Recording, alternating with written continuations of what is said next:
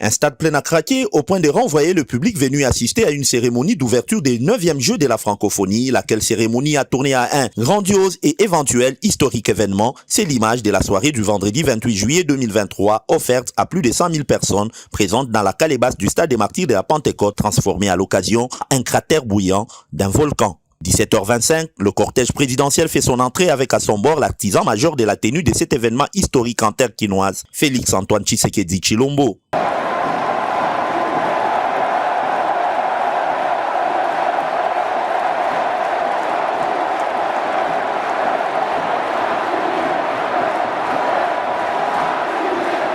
Sur les perrons de l'entrée de la tribune d'honneur du stade, François-Claude Kaboulo-Mwanakabulo, ministre des Sports et Loisirs, pour l'accueillir. Auréolé par la réussite immense de ses rendez-vous, le premier citoyen congolais est ovationné dignement par son peuple. À présent, place à la cérémonie d'ouverture.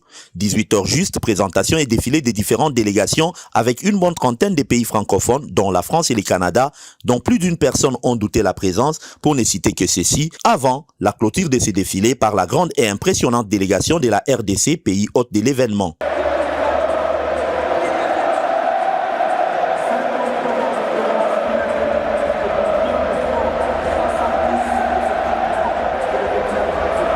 Étape suivie par des allocutions, entre autres, celle de Christophe Lutundula Apala, vice-premier ministre des Affaires étrangères pour le mot des circonstances, avant celle de Zaina Mina, coordonnatrice internationale des Jeux de la francophonie, et enfin, celle du chef de l'État Félix-Antoine Tshisekedi pour le mot d'ouverture officiel de cette 9e édition. 19h juste, les stades et ses environs basculent en une sphère semblable à la nébuleuse de la Voie lactée.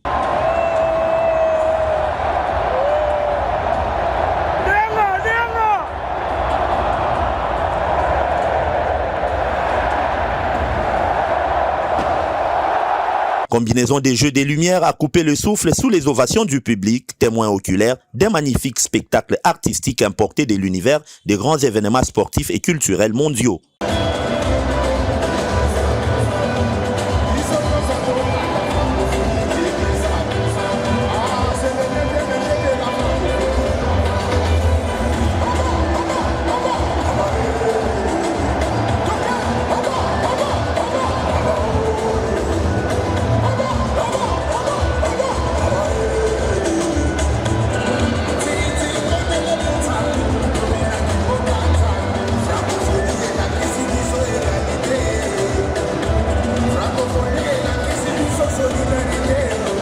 C'est dans cette galaxie haut de gamme qu'apparaît la présentation de l'immense richesse culturelle congolaise avant que ce qui devrait arriver arriva. Alors que le public est déjà suffisamment régalé par ces merveilleux spectacles lumineux de Fally Ipupa qui sort de nulle part avec des morceaux de son opus fétiche qui viendra saouler une marée humaine prête à sauter sur l'occasion.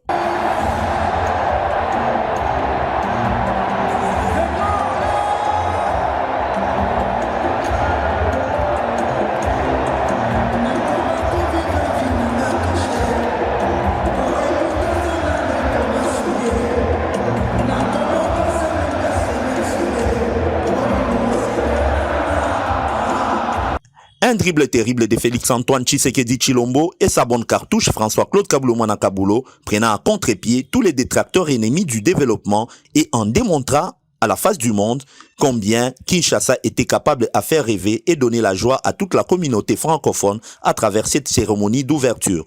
La réussite de ces grands rendez-vous historiques est quasi assurée. Kinshasa est désormais le centre du monde francophone pour les 10 prochains jours.